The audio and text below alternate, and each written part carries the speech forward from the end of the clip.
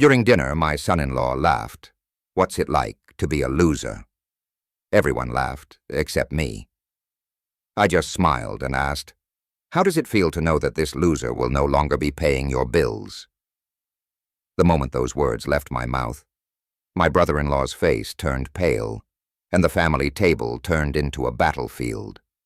You won't believe what he did next. Before we continue, please subscribe to the channel and let us know where you are listening in the comments. You know, Mark, my son-in-law, Sheldon said, swirling the expensive Cabernet in his glass. Retirement must be nice. No pressure, no deadlines, no real responsibilities. I set down my fork carefully, the prime rib growing cold on my plate. Around the polished mahogany table, the one I'd helped Caroline pick out last year, candles flickered in crystal holders. My daughter had outdone herself tonight, celebrating Sheldon's promotion to regional sales manager. It has its moments, I replied, watching him take another generous gulp of wine, the same wine I'd brought as a congratulatory gift. Sheldon leaned back in his chair, the one at the head of the table where he now preferred to sit during family dinners. I mean, don't get me wrong, you had a decent run as an engineer, but that was what, 40 years ago? Different world now. Everything's digital, fast-paced. Takes a younger mind to really succeed. Caroline shifted uncomfortably beside me, her bracelet, last Christmas's gift for me, catching the candle light. Sheldon, Dad had a wonderful career. He designed infrastructure that's still standing today. Sure, Sheldon waved dismissively. But let's be honest, when was the last time you actually built something? Accomplished something significant? My granddaughter Emma, only 9 years old, looked up from her chicken. Grandpa built me a treehouse last summer. That's sweet, honey. Sheldon patted her head patronizingly. But Grandpa needs to understand that real men provide for their families through their own hard work. Not everyone can just coast through retirement, while others carry the weight. The silence stretched longer than comfortable. Caroline's nervous laugh filled the void. Maybe we should talk about something else. Emma, tell Grandpa about your piano recital. But Sheldon wasn't finished. The promotion had inflated him like a balloon, and the wine was making him bold. Actually, I've been thinking, now that I'm making real money, 6 figures, Mark, it might be time for everyone to start pulling their own weight. I knew exactly what he meant. 15 years of mortgage help, school tuitions, car payments, medical bills, 15 years of watching him spend money like water while I quietly covered the shortfalls. Take Caroline, for instance, he continued, gesturing toward my daughter. She's been out of the workforce so long, living off, well, let's call it family charity. Maybe it's time she rejoined the real world. Caroline's face went pale. She knew, as I did, that their lifestyle depended entirely on my quiet support. The private school uniforms hanging in the mudroom, the lease on Sheldon's BMW, the kitchen renovation they'd completed last fall, all impossible without my help. Tommy, my 12-year-old grandson, sensed the tension. Are we in trouble, Dad? No, son. But it's important to understand the difference between earners and dependents, between providers, and he looked directly at me. Those who've given up trying. The insult hung in the air like smoke. Caroline reached for her wine glass with trembling fingers. The children exchanged worried glances. Sheldon leaned forward, emboldened by what he mistook for my silence. I don't mean to be harsh, Mark, but someone needs to ask the hard questions. When was the last time you contributed something meaningful? When did you last feel the satisfaction of earning your own way instead of just existing? He paused for effect, savoring what he believed was his moment of dominance. How does it feel to be a failure? The question landed like a physical blow. Caroline gasped. Tommy's fork clattered against his plate.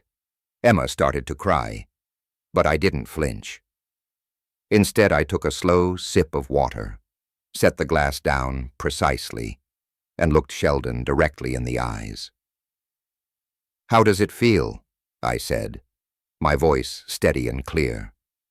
"To know this failure won't be paying your bills anymore." The color drained from Sheldon's face faster than wine from a broken bottle. Caroline's hand flew to her mouth.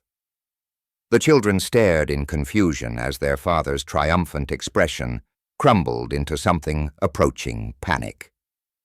I continued eating my dinner, cutting each piece of meat with deliberate care, while the table sat in stunned silence.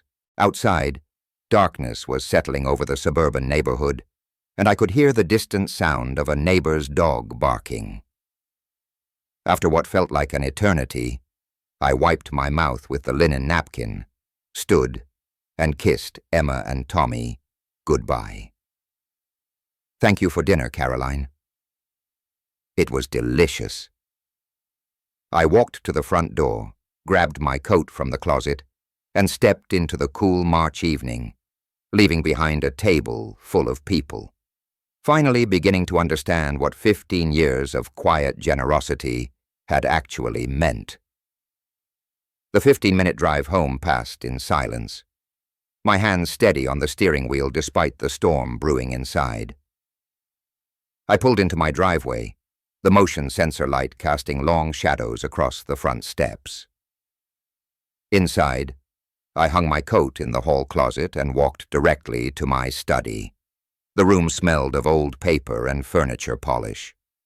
I switched on the brass desk lamp, its warm glow illuminating 15 years of meticulously organized filing cabinets.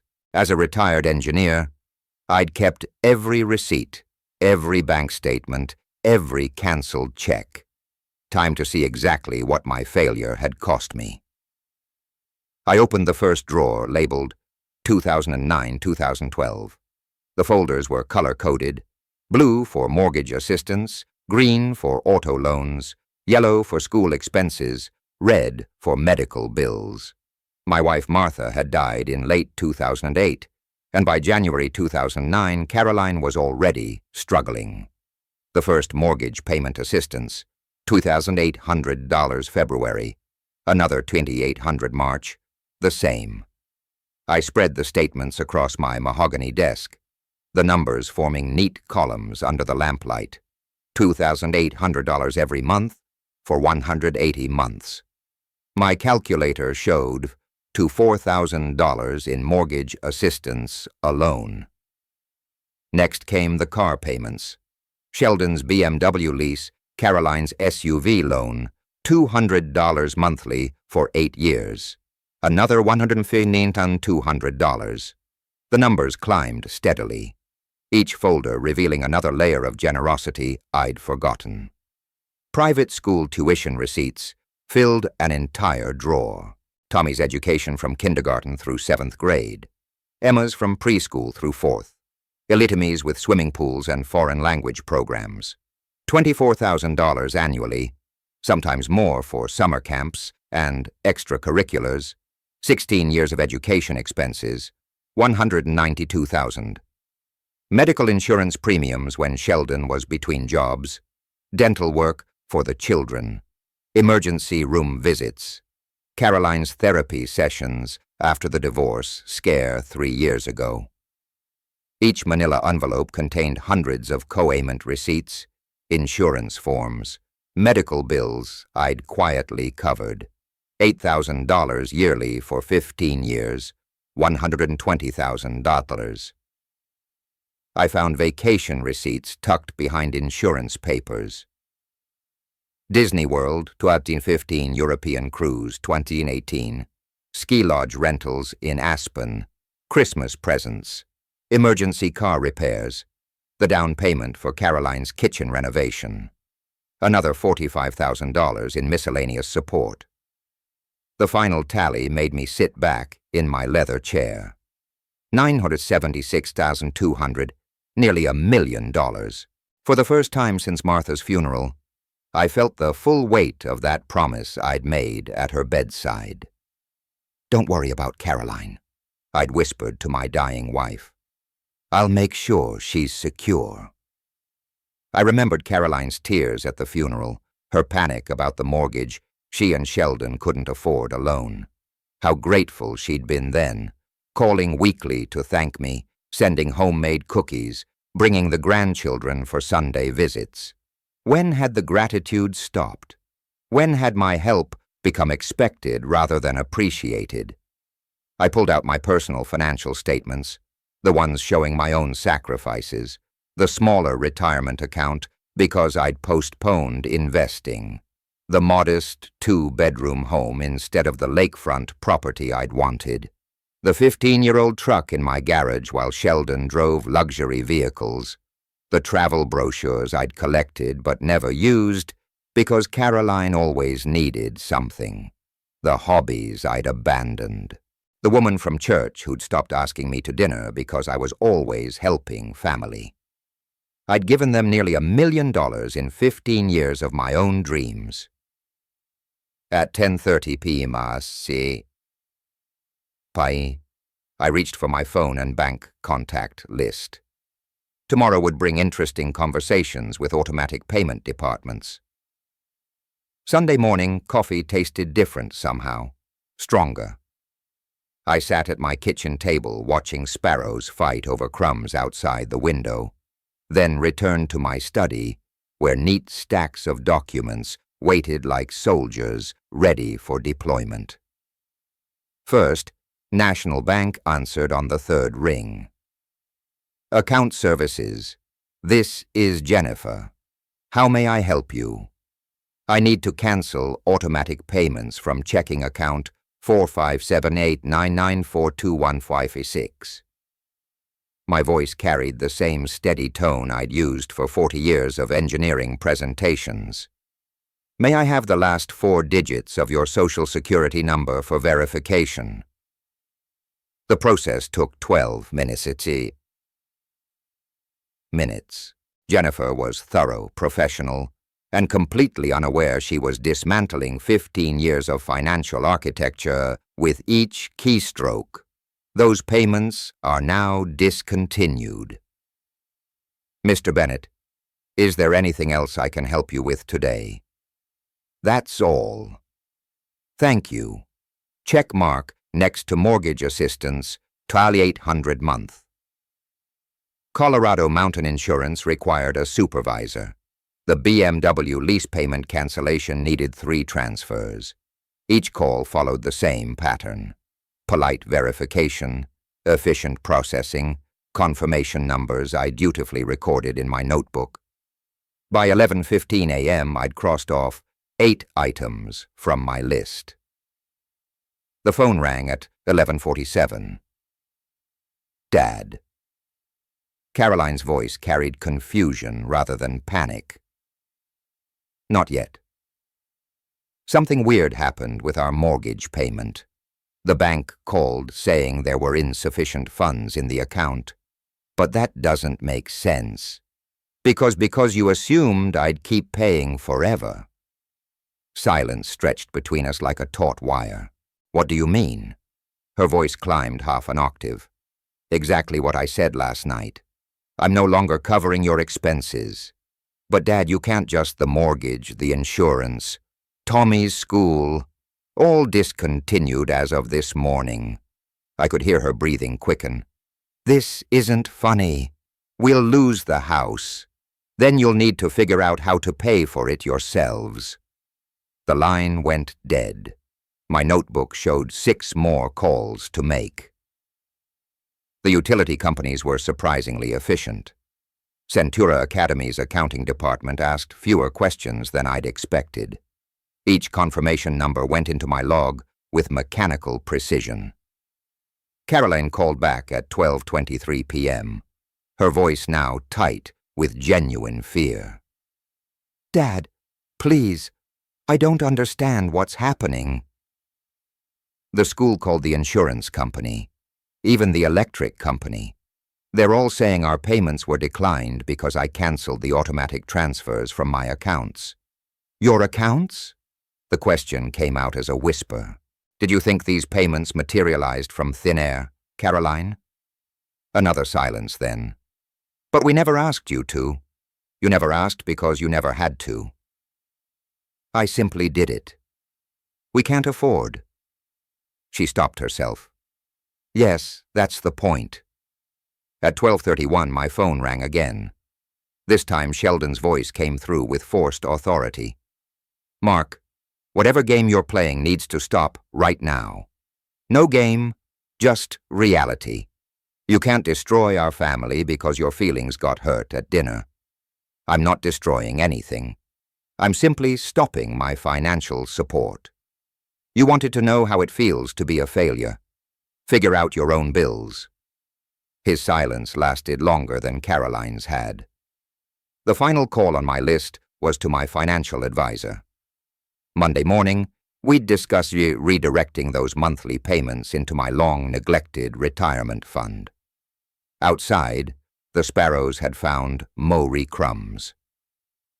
At 1:15 p.m., the familiar sound of Sheldon's BMW pulling into my driveway broke the afternoon quiet. Through my living room window, I watched him slam the car door with unnecessary force. While Caroline emerged from the passenger seat, clutching her purse like a lifeline, they marched up my front walkway with the determined stride of people convinced they held the moral high ground. I opened the door before they could knock. We need to talk. Sheldon pushed past me without invitation, Caroline trailing behind with red-rimmed eyes. Please come in, I said to their backs. Sheldon positioned himself in the center of my living room like a general claiming territory. This ridiculous tantrum of yours ends now. You will call those banks immediately and restore every single payment. No, I won't. His face flushed crimson. You can't just cut us off without warning. There are legal obligations, verbal contracts. Show me the contract where I agreed to pay your bills forever. Caroline stepped forward, her voice trembling. Dad, please think about what Mom would want. Remember what you promised at her funeral. The mention of Martha hit like a cold wind. But I'd expected this tactic. I promised to help you get stable. 15 years and nearly $1 million later, you're less stable than when we started. $1 million? Caroline's whisper barely carried across the room. I walked to my desk, retrieved my calculator and notebook. $976,200. Mortgage assistance, car payments, insurance, school tuition, medical bills, vacations, emergencies. Should I break it down by category? Sheldon's bluster faltered for exactly 3 seconds. Then that's impossible. We never asked for that much. You never asked for anything. You simply expected it. Caroline sank onto my couch, her face pale. But the children, Tommy's baseball league, Emma's dance classes, will continue. But I'll pay those directly from now on. No more money flowing through you and Sheldon. You can't divide the family like that, Sheldon snapped. We're a unit, a team. Teams require mutual respect. When did either of you last thank me for anything? The question hung unanswered in the afternoon air. Caroline's tears started slowly, then built to the desperate sobs I remembered from her teenage years. I didn't know it was so much. I thought you wanted to help. I thought it made you happy. It did until you stopped appreciating it and started demanding it, Sheldon. But then pacing my carpet like a caged animal. Fine. You want gratitude? Thank you. There. Now restore the payments. Gratitude doesn't work retroactively, Sheldon. His pacing stopped. For the first time since entering my house, he looked genuinely worried, rather than merely angry. What exactly do you want from us? I want you to figure out how to live within your means. I want my grandchildren to see their parents working for what they have instead of expecting handouts. I want to be treated like a father and grandfather, not an ATM. Caroline looked up through her tears. What if we can't? What if we lose everything? Then you'll learn what failure actually feels like. The silence stretched until even the afternoon shadows seemed to hold their breath. Sheldon straightened his shoulders, retrieving some of his corporate composure. We'll see about this. There are lawyers who specialize in elder financial abuse. I almost smiled. Please call them. I'd love to explain how I've been financially abused for 15 years. They left without another word. Sheldon's BMW roaring to life with more aggression than the engine probably appreciated. I stood at my window, watching them disappear down the street, and realized my hands were shaking. Silence filled my house like water flooding a broken dam. I collapsed into my leather armchair, the one Martha had given me for our 20th anniversary, and stared at the wedding photo on the mantel, Caroline's radiant smile, Sheldon's humble bow tie, Martha's glowing face beside me. That was 2007. Sheldon worked at a small insurance company, then drove a 10-year-old Honda, and called me sir with genuine respect. Mr. Bennett, he'd said during our first private conversation. I want you to know I'll take good care of Caroline. I may not have much now, but I'm working hard to build something worthy of your daughter. The humility in his voice had been real. I'd believed him. 2 years later, Martha was gone. Cancer took her in 4 brutal months, leaving Caroline devastated and Sheldon scrambling to manage their modest mortgage on his entry-level salary. The 2009 recession had just hit, and his company was laying people off. At Martha's funeral, Caroline collapsed against my chest. Dad, I don't know how we'll manage. Sheldon's job isn't secure. The house payments.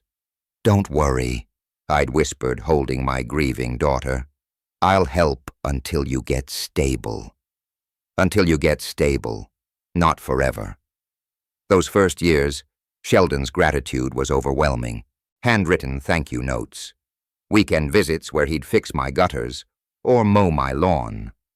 Caroline called twice weekly just to check on me, bringing the grandchildren for Sunday dinners. Dad, you're literally saving our lives, she'd say, tears in her eyes. We'll pay you back when things improve. The first mortgage payment, $2,800. Just 6 months, Sheldon promised, until I get promoted. The car loan help, $450 monthly, just until we build some equity in the house. Tommy's private school tuition, $2,000 monthly, just for kindergarten to give him a strong foundation. Each just until became permanent. Each temporary measure became expected. By 2012, the thank you notes had stopped. Sheldon's weekend visits became occasional appearances where he'd drink my beer and complain about his boss. Caroline's grateful calls became monthly requests for additional help. Dad, can you cover Emma's dance classes? It's only $200 a month. Dad, the kids need new computers for school. Dad, our vacation rental fell through. Can you help with a different place? The word please disappeared first, then thank you. Finally, even can you became you need to. By 2018, Sheldon had stopped acknowledging my contributions entirely. At neighborhood barbecues, he'd brag about his house renovations, his children's private education, his successful lifestyle. When neighbors complimented his BMW, he'd beam with pride about his smart financial planning. Caroline began defending him over me. When I gently suggested they try managing some expenses independently, she'd respond with irritation. Dad, you don't understand modern family dynamics. Sheldon's under enormous pressure at work. The children have established routines. You can't just disrupt everything because you're feeling unappreciated. Unappreciated. The word hit like a physical blow. Last Christmas, neither of them acknowledged my support. Sheldon gave a toast about his hard work providing for the family. Caroline posted social media photos of their expensive gifts with hashtags about blessed family success. I'd sat in my small living room looking at their thank you cards from 2009, wondering when gratitude had calcified into entitlement. Now sitting in the gathering dusk, I understood what Martha would have wanted. Not endless enabling, but dignity. Not unlimited generosity, but respect. Outside, shadows stretched longer across my front yard, and somewhere in the distance, a phone began ringing. 3 days passed, like watching dominoes fall in slow motion. Monday morning brought the first bank notifications. Caroline called at 9:47 a.m., her voice thin with panic. "Dad, they're saying our mortgage payment failed. There's a $75 penalty fee. The bank wants $28.75 by tomorrow, or they'll start foreclosure proceedings." I said nothing. The silence stretched until she hung up. By noon, Sheldon's BMW lease company had left 2 voicemails about their missed $650 payment. Caroline's SUV loan, another $480 monthly, bounced with a $50 penalty. Their homeowner's insurance lapsed at 3 p.m. when the automatic payment failed. Tuesday brought deeper water. Caroline called again, this time with Sheldon shouting in the background. "We can't cover everything." Her voice cracked. I applied at Target. Walmart, 3 restaurants. Even if I get hired immediately, they're offering $12 an hour. That's barely $2,000 a month before taxes. For the first time in 15 years, she was doing mathematics on her survival. Wednesday afternoon, I drove past Centura Academy during pickup time. Tommy and Emma stood with other children whose tuition payments had cleared. The school had called Caroline that morning. $4,800 due immediately, or the kids would be withdrawn by Friday. That evening, my neighbor, Mrs. Payne, mentioned hearing raised voices from Caroline's house during her walk. "Seems like financial troubles," she said sadly. The young man was yelling something about credit cards being maxed out. Thursday brought the crescendo. Caroline's third call came at 2:15 p.m. "Dad, please, I went to 5 interviews yesterday. McDonald's, a cleaning company, a grocery store. They all want references from recent employers. I haven't worked since 2009. Her voice had lost its demanding edge, replaced by something I hadn't heard in years. Humility. Sheldon tried to pay the mortgage yesterday. Our account has $3,000. The payment is $28.75. He paid it, then realized we couldn't cover utilities, groceries, or gas for the cars. He had to call the bank back and cancel the payment. I remained silent. The BMW lease company scheduled a repossession for Monday. They're taking Sheldon's car unless we pay $650 plus a $200 reinstatement fee. More silence. "Dad." Her voice became very small. "I think we're going to lose everything." "Yes," I said quietly. "You probably are." She started crying then. Deep, painful sobs that reminded me of her teenage heartbreaks. But this wasn't teenage drama. This was adult consequence. Friday morning, I sat in my study reviewing my redirected financial plan. Those monthly payments I'd been making would go toward the European river cruise. Martha and I had planned before she got sick. The Italian cooking classes, the photography workshop in Scotland. My phone rang at 11:30. Sheldon this time. "Mark." His voice had none of its previous arrogance. "We need to talk. We've talked. No, we need to really talk as adults, About how we can fix this situation. You mean how I can fix your situation? A long pause. Yes, that's exactly what I mean. At least he was finally being honest. Come over Sunday afternoon. All of you. Bring the children. Should we? What should we prepare to discuss? Reality, I said, and hung up. Outside my window, the first spring flowers were beginning to push through the soil. Monday morning, my friend Dave from the hardware store called with concern in his voice. Mark, I heard something troubling yesterday. Sheldon was at Murphy's bar telling folks you cut off your family without warning. Said you're forcing the kids out of private school out of spite. I set down my coffee cup slowly. What exactly did he say? Called it financial abandonment of innocent grandchildren. Used a lot of business terms. Made it sound like you're punishing Caroline for something petty. By Tuesday, Caroline had called my late wife's sister, Janet. Janet phoned me that afternoon, her voice tight with disapproval. Caroline says, "You've abandoned them in their time of greatest need." She was crying. Mark said, "The children don't understand why Grandpa doesn't love them anymore." Did she mention the $976,000 I've given them over 15 years? Long silence. She, "What? Nearly $1 million, Janet. Mortgage payments, car loans, insurance, school tuition, medical bills, vacations every month for 15 years. That can't be right. I have documentation for every penny." The next morning, Emma called me. Her small voice was carefully rehearsed. "Grandpa, Mommy says we might lose our house because you don't want to help us anymore. Did we do something wrong?" My heart twisted, but I kept my voice gentle. "You didn't do anything wrong, sweetheart. Would you like me to pick you up for ice cream this afternoon?" Mommy says, "You might say no to everything now." I never say no to ice cream with my granddaughter.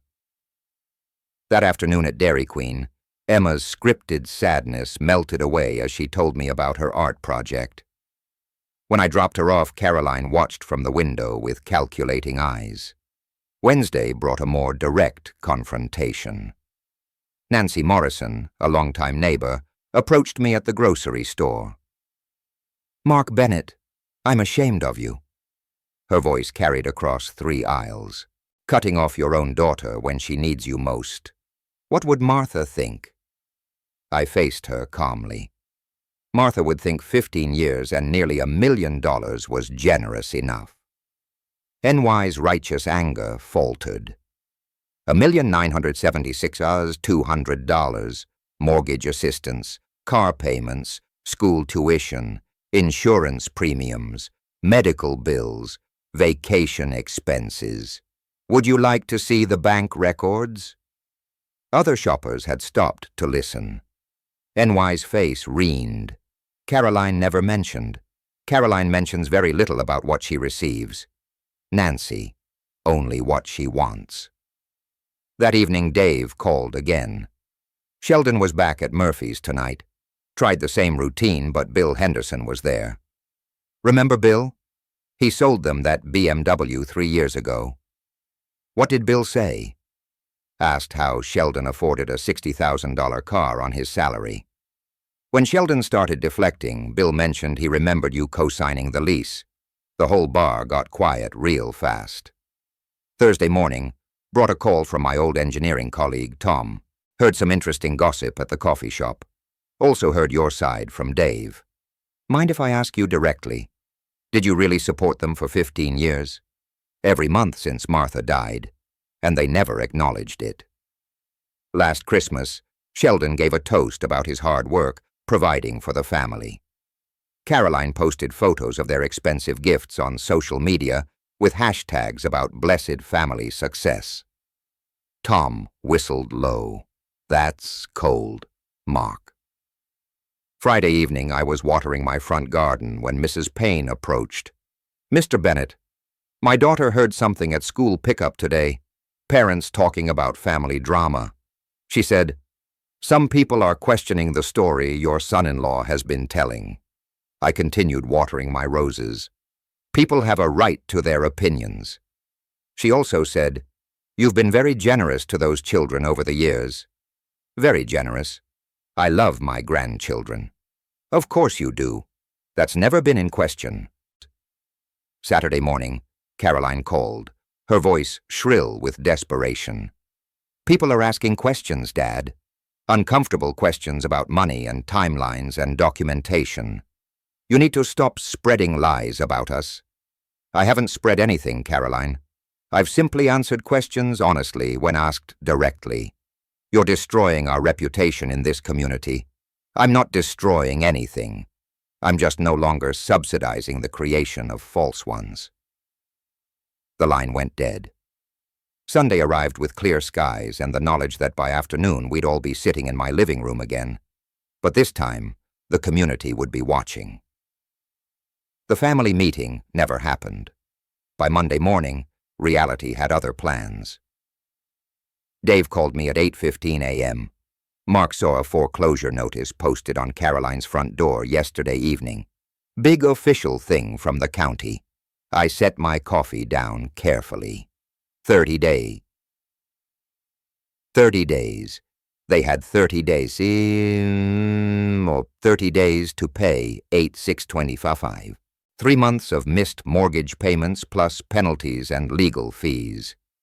Tuesday morning brought more changes. Caroline's BMW was gone from their driveway, replaced by a 10-year-old Honda Civic.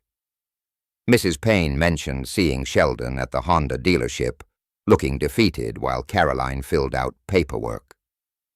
"The monthly savings must be significant," she observed. That BMW lease was probably costing them nearly $1,000 monthly. Wednesday afternoon, I stopped by the grocery store and saw Caroline behind the checkout counter. She wore a blue vest with a name tag, scanning items with mechanical precision.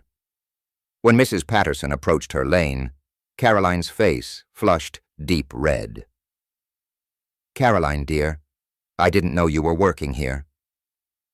"Started Monday," Caroline replied, not meeting her eyes. "Paper or plastic?"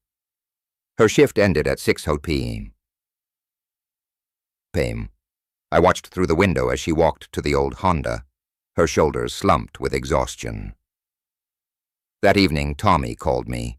"Grandpa, Mom, and Dad are fighting again. Really loud this time." "About what, buddy?" "Money.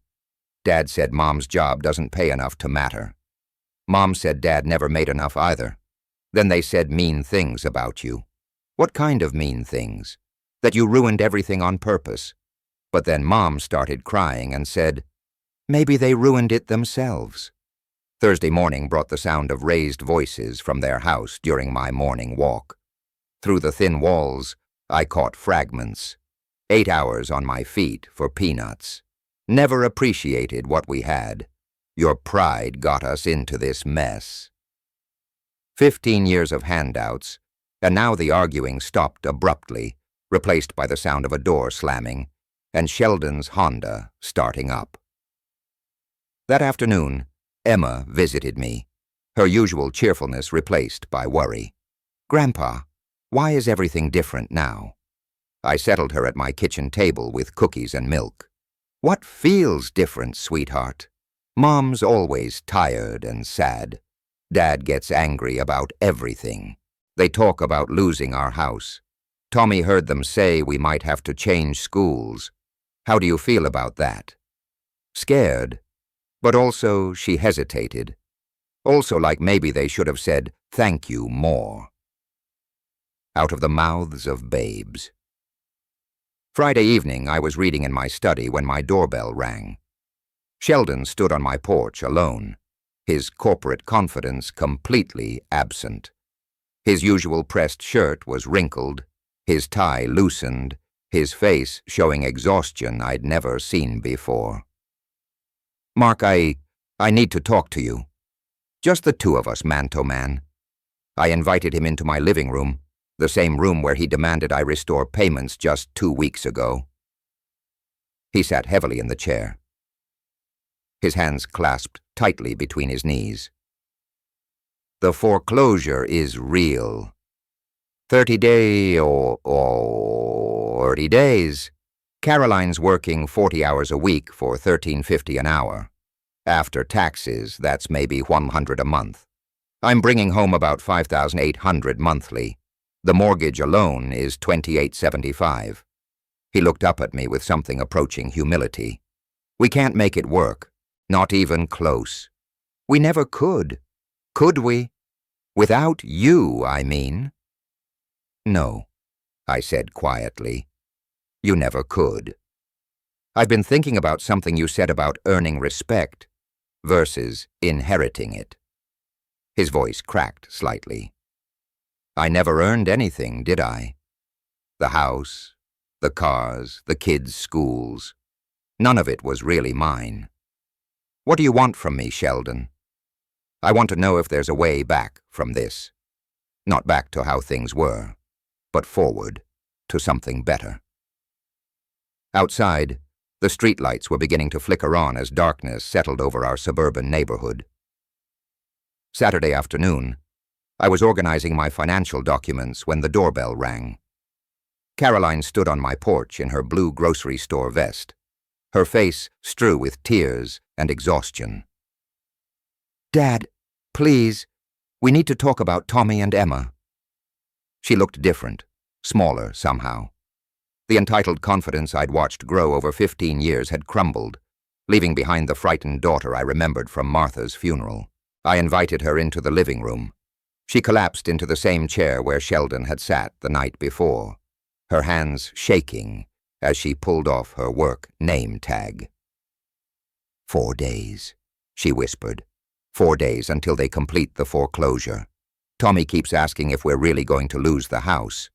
Emma had nightmares last night about moving to a strange place.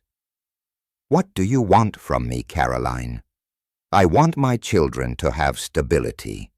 I want them to finish the school year with their friends. I want Emma to sleep through the night without crying about leaving her bedroom.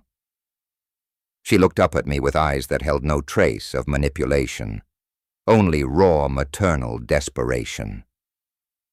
I've been working 40 hours a week on my feet, scanning groceries for people who used to be my friends. Yesterday, Mrs. Henderson came through my line and asked why I was working there. I wanted to crawl under the counter and disappear, but you didn't.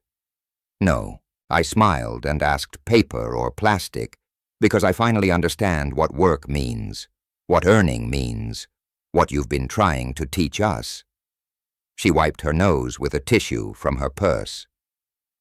Sheldon told me about your conversation last night. He said you asked if there was a way forward. There might be, but it would require significant changes from both of you. Tell me. I leaned forward in my chair. I'll pay Tommy and Emma's school tuition directly to Centura Academy. I'll cover their clothing, medical expenses, sports activities, and music lessons. I'll establish college funds for both of them. Caroline's face brightened with the first hope I'd seen in weeks. But I continued, I won't pay your mortgage, car payments, insurance, or any adult lifestyle expenses. You and Sheldon will live within your actual means. Period. We can do that. We'll downsize, find a smaller place. There's more. I want public acknowledgement of the 15 years and $976,000 I've provided. I want sincere public apologies for the disrespect and entitlement. I want genuine gratitude, not just when you need something. Caroline's face crumpled. Sheldon will never agree to public apologies. His pride. Then his pride is more important than his children's stability. We sat in silence while she processed this reality. What kind of public acknowledgement? A letter to the community newspaper explaining how I've supported your family and thanking me for my generosity. An honest Facebook post about 15 years of financial help. Face-to-face apologies to the people you've lied to over the past 2 weeks.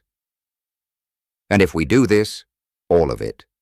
Your children will have educational security and grandfather's love. You'll have a relationship with me based on honesty and mutual respect. But you'll also have a lifestyle limited by what you and Sheldon actually earn. Caroline covered her face with her hands. I don't know if I can convince him. You have 48 hours to decide. After that, the offer expires. She stood slowly, her grocery vest wrinkled from the long day. At the door, she turned back. Dad, thank you for still caring about Tommy and Emma. I never stopped caring about any of you, Caroline. I just stopped enabling you. After she drove away in the old Honda, I sat in my living room watching the evening news. Somewhere across town, a very difficult conversation was about to begin. Caroline's Honda pulled into their driveway at 5:30 p.m. Through my neighbor Dave's later account, I learned how the evening unfolded. Sheldon was heating leftover pizza when Caroline entered the kitchen, still wearing her grocery vest. He looked up from the microwave, noting her red-rimmed eyes and exhausted posture. Where have you been? Your shift ended at 3. I went to see Dad. The microwave beeped in the silence that followed. Sheldon pulled out the steaming pizza, set it on the counter, and turned to face his wife fully. You went behind my back after everything we discussed about handling this together. We're out of time, Sheldon. 4 days until foreclosure. The children are terrified. I had to try something. Caroline sank into a kitchen chair, pulling off her name tag with trembling fingers. He's willing to help, but there are conditions. What kind of conditions? He'll pay for Tommy and Emma's school, clothes, activities, medical expenses. He'll set up college funds for both of them.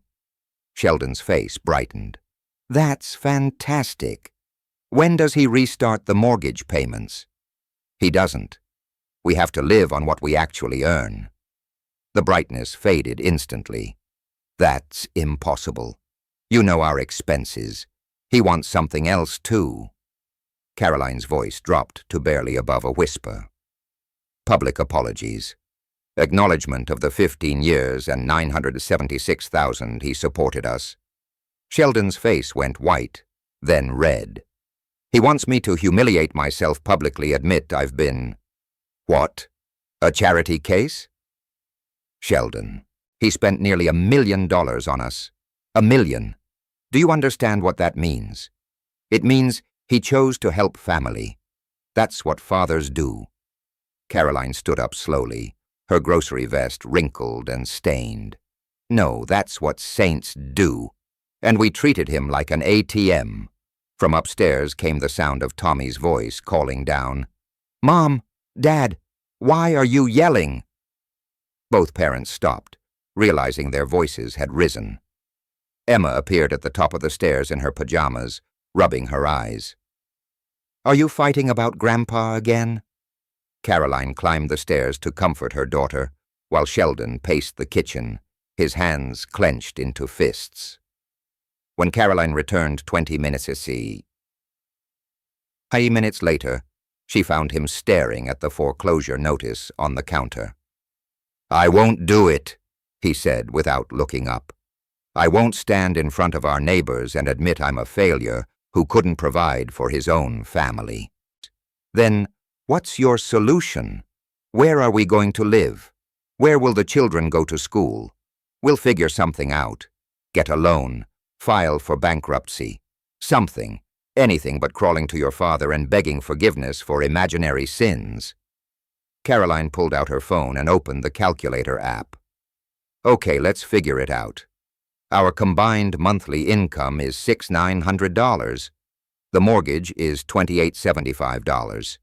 That leaves $40, $25 for everything else. She continued typing numbers. Car payment for the Honda $350, insurance $250, utilities $300, groceries $600, gas $200. That's $1,600, leaving us $26.25. $25. See, we can make it work. I haven't added the children's expenses yet. Tommy's baseball league $120 monthly. Emma's dance classes $80. Both kids' school supplies, clothes, medical copays, birthday parties, Christmas gifts. Caroline's voice cracked. Sheldon, we can't afford our children. Through the thin walls, Tommy's voice drifted down again. Mom, Emma's crying. She says we're going to be homeless.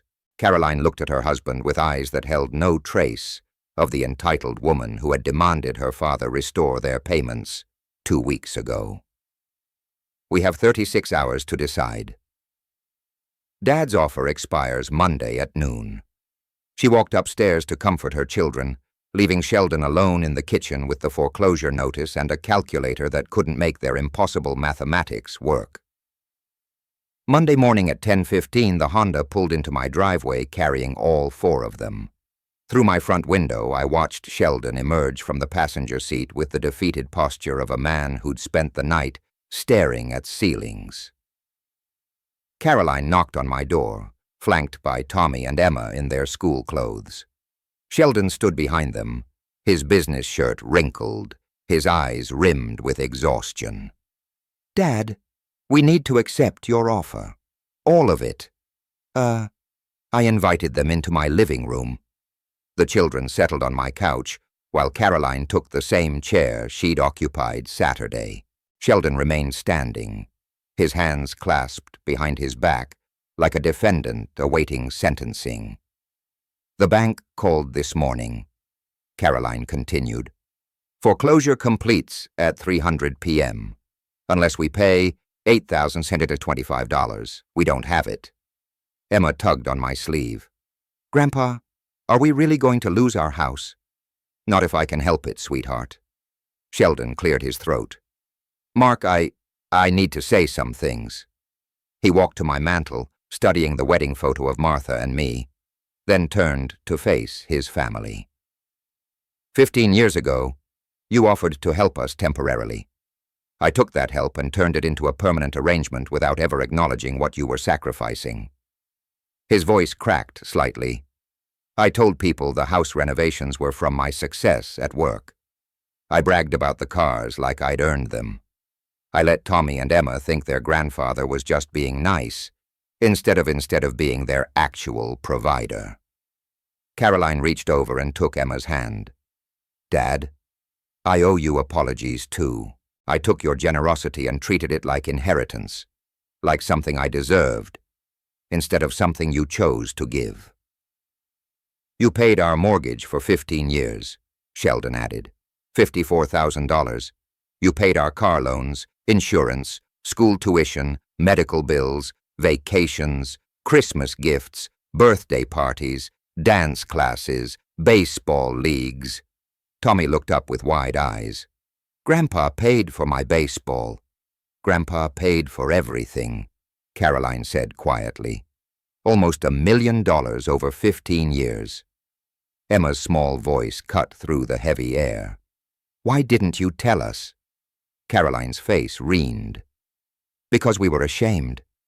Not of Grandpa's help, but of how we acted like we didn't need it. I leaned forward in my chair. If I help you keep the house today, things will be different. I'll pay Tommy and Emma's school tuition directly to Centura Academy. I'll cover their medical expenses, clothing, activities, and college funds. But I won't pay your mortgage, car payments, or any adult lifestyle expenses. You'll live on what you actually earn. Sheldon nodded slowly. We understand. There's more. I want public acknowledgement. A letter to the community newspaper thanking me for 15 years of support. Social media posts expressing genuine gratitude. Face-to-face apologies to the neighbors you've lied to. When? Caroline asked. This week before Saturday. Sheldon's jaw tightened, but he nodded again. What else? Monthly family dinners here. Not to report your finances, but to maintain proper relationships. To remember that family means respect, not entitlement. I stood and walked to my desk, pulling out my checkbook.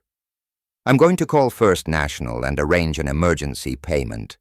But this is the last mortgage payment I ever make for you. After today, you sink or swim on your own income.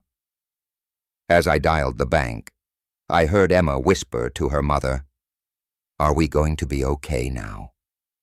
Caroline's voice was soft, but certain. "Yes, sweetheart. We're going to be just fine." For the first time in 15 years, I believe she was right.